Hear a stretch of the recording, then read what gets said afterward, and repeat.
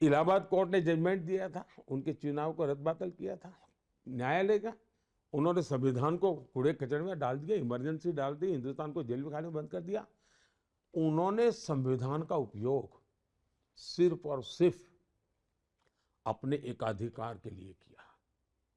देश की सरकारों को 356 का उपयोग करके 100 बार उसको खत्म किया इन्होंने, और एक प्रधानमंत्री ने अकेले ने 50 बार किया, और इन्हीं के परिवार ने की। अब इसमें बहुत सारी चीजें जो हम आपको बताने वाले 8 बजे, और कुछ ऐसी चीज जो मैं बार बार आपको बता रहा हूं कि उन्होंने कहा कि अब मैं आपके सामने पत्ते खोल ही देता हूं, लेकिन सीधे मैं चलूंगा। समीर सर हमारे साथ है। समीर सर, अब ये जो एक लाइन ड्रॉ कर दी गई है, और ये लाइन बड़ी क्लियर है, अभी तक संविधान को लेकर, रिजर्वेशन को लेकर बहुत सारी चीजें कहा जाता था कि वो एक अनसेड है, उस पर क्लैरिटी नहीं है, लेकिन यहां पर एक एक चीज साफ है, एक एक चीज की क्लैरिटी है। आपको लगता है विपक्ष के लिए अब ये मुद्दे उठाना या इन चीजों को आगे रखना इस इंटरव्यू के बाद थोड़ा सा अब उनको रीथिंक करना पड़ेगा, सोचना पड़ेगा? निश्चित रूप से निशांत जी, इसमें कोई दो राय नहीं। आपने भी एक हिस्सा बताया इंटरव्यू का, और उसमें जिस तरीके से प्रधानमंत्री बता रहे हैं कि संविधान का किसने छेड़खानी करी है, उससे मुझे लगता है कि प्रधानमंत्री विपक्ष के पूरे आरोपों का जवाब देंगे। और जब प्रधानमंत्री मोदी का इंटरव्यू आएगा, उसके बाद विपक्ष को जवाब देने के लिए मुझे लगता है अपना मुंह दिखाने के लिए जगह नहीं मिलेगी। देखिए, प्रधानमंत्री मोदी ने आपके इंटरव्यू में कहा, इसके पहले लोकसभा के अंदर भी किस तरीके से विपक्ष जो नैरेटिव सेट करना चाहता था, अपने आखिरी संबोधन में लोकसभा में प्रधानमंत्री मोदी ने जिस तरीके से विपक्ष को एक्सपोज किया, संविधान को लेकर एक्सपोज किया, रिजर्वेशन को एक्सपोज किया, करप्शन को लेकर, परिवारवाद को लेकर जिस तरीके से प्रधानमंत्री ने विपक्ष को कटघरे में खड़ा किया था। सर, मैं आपसे एक आपको रोक के एक सवाल पूछना चाह रहा हूं, मुझसे रेजिस्ट नहीं हो रहा है। प्रधानमंत्री एज अ कम्युनिकेटर, हम सब जानते हैं कि वो ग्रास रूट से लेकर एकदम ऊपर तक एक्लॉन्स ऑफ द सोसाइटी सबको एड्रेस कर लेते हैं, लेकिन यहां पर जो उन्होंने चीजें कम्युनिकेट की, उस पर आप क्या कहेंगे? देखिए, प्रधानमंत्री के बारे में तो मतलब 10 साल से जब हमने कार्यकाल प्रधानमंत्री का देखा और व्यक्तित्व के रूप में देखा है कि किसी एक देश के प्रधानमंत्री के रूप में नहीं, एक पार्टी के नेता के रूप में भी भारतीय जनता पार्टी को उस स्तर तक लेकर जाना, देश को 10 साल के अंदर एक चमत्कार रूप से चेंज करके देखना, देश की इकोनॉमी को दुनिया की तीसरी इकोनॉमी पर ले जाने की गारंटी देना तीसरे कार्यकाल के अंदर, यह बताता है कि प्रधानमंत्री मोदी किस तरीके से कार्य कर रहे हैं। और हर क्षेत्र में, चाहे वो सीमा सुरक्षा की बात हो, आंतरिक सुरक्षा की बात हो, करप्शन पे लगातार कार्रवाई की बात हो, हर फील्ड में 10 साल में प्रधानमंत्री मोदी ने जो परफॉर्म किया है, मुझे लग रहा है न भूतो न भविष्यति है। सर, मैं अपने दर्शकों को एक कमिटमेंट देता हूं, और वो कमिटमेंट ये है, इस इंटरव्यू में जो कुछ भी बोला जाएगा, यकीन मानिए कि वो इस इलेक्शन में टर्निंग पॉइंट से कम नहीं होने वाला है। वो एक बहुत बड़ा टर्निंग पॉइंट होने वाला है। किसके लिए, कैसे, क्यों, इसके लिए आपको यह इंटरव्यू देखना जरूरी है। हम बात कर रहे हैं अब राहुल गांधी और उनके संसदीय क्षेत्र वायनाड की, जिसको लेकर टीवी 9 के राउंड टेबल इंटरव्यू में पीएम ने कई बड़ी बातें कही हैं। कांग्रेस पर मुस्लिम आरक्षण के सौदे वाले आरोप लगाए, बेहद गंभीर है ये।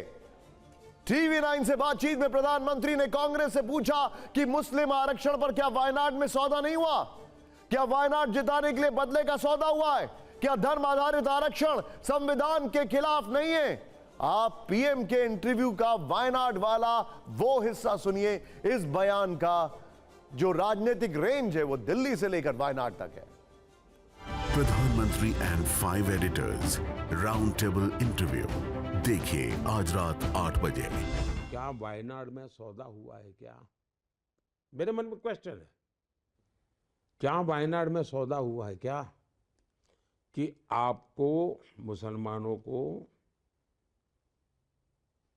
रिजर्वेशन में हिस्सा दिया जाएगा, बदले में वायनाड जिताओ, क्या ऐसा सौदा हुआ है? क्या बदले में देश में चुनाव जिताओ, क्या ऐसा सौदा हुआ है? क्या देश जानना चाहता है। और आज खेल क्या चल रहा है? आज खेल ये चल रहा है, SC, ST, OBC के जो संविधान में आरक्षण मिला हुआ है, उस आरक्षण को छीनने का तरीका ढूंढा जा रहा है, और वो धर्म के आधार पर आरक्षण देना चाहता है। जब संविधान बना, महीनों तक चर्चा हुई, देश के विद्वानों ने चर्चा की कि धर्म के आधार पर आरक्षण दे सकते हैं क्या, और सबने सहमति बनी कि धर्म के आधार पर आरक्षण नहीं दे सकते हैं। और बाबा साहब आम्बेडकर का तो बड़ा विद्वत्तापूर्ण उसमें बयान है। सबने बहुत सुविचारित मत रहा है देश में कि हमारे देश में धर्म के आधार पर आरक्षण नहीं देना चाहिए। ये धर्म के आधार पर आरक्षण देने पर टूटे क्यों? Vote bank politics. कर्नाटका ने तो एक नया प्रयोग किया। कर्नाटका ने क्या किया? उन्होंने रातों रात सभी मुस्लिम जातियों को फतवा निकाल कर ओबीसी बना दी। एक सर्कुलर निकाल दिया, थप्पा मार दिया। तो जो 27% ओबीसी का आरक्षण था, उसके सबसे बड़े हिस्सेदार ये बन गए।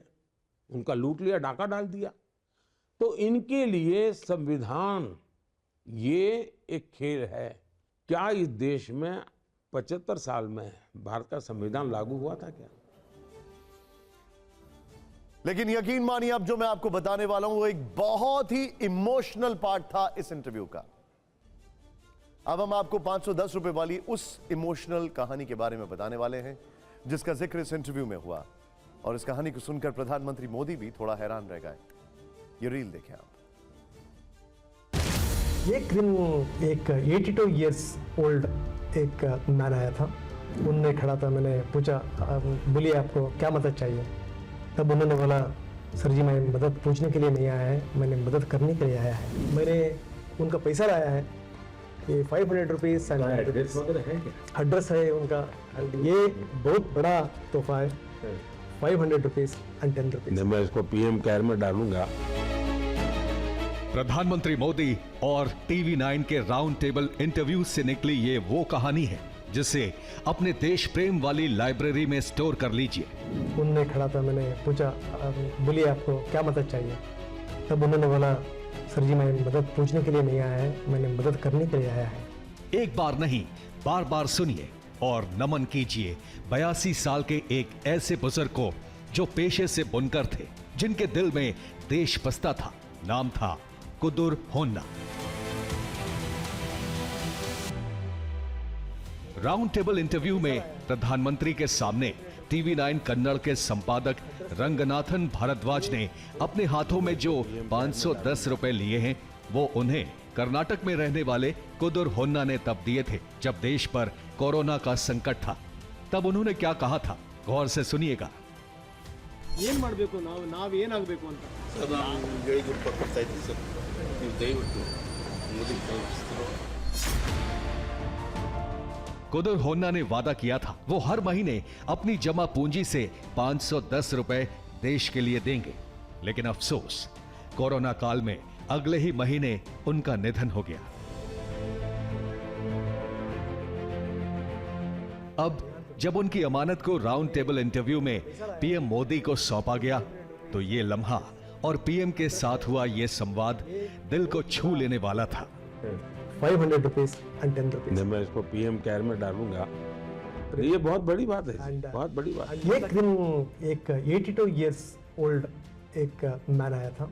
उनने खड़ा था, मैंने पूछा, बोलिए आपको क्या मदद चाहिए? तब उन्होंने बोला, सर जी मैं मदद पूछने के लिए नहीं आया है, मैंने मदद करने के लिए आया है। अच्छा, क्या करना चाहता है? मैं मदद मोदी जी को करना चाहता है। मैंने हैरान हो गया, भाई साहब आप क्या बात कर रहा है? तब उन्होंने उनका पॉकेट से 500 रुपीज़ एंड 10 रुपीज़ निकाला सर। उन्होंने दिया। देखिए भाई साहब, देश बहुत संकट में है, चीन का युद्ध शुरू होने वाला है, हम देश को हम सुदृढ़ करना चाहिए, इसलिए ये मेरा तोहफा है, मोदी जी को आप पहुंचाना है। मैंने उनका पैसा लाया है, ये 500 रुपीज़ एड्रेस है उनका। ये बहुत बड़ा तोहफा है, 500 रुपीज़ एंड 10 रुपीज़। मैं इसको पीएम केयर में डालूंगा। ये बहुत बड़ी बात है, बहुत बड़ी बात है। नेता के ऊपर विश्वास है। मैं बताता हूँ, अब एक फौजी घर आया तो उसको जितना पैसा मिला था उसने गांव में सब टॉयलेट बना दिए। मैंने मन की बात में उसका उल्लेख किया था। ये नहीं, देश में साहब गजब है। चलिए मैं उनका उनको मेरा प्रणाम उनकी आत्मा को, क्योंकि ये आशीर्वाद है।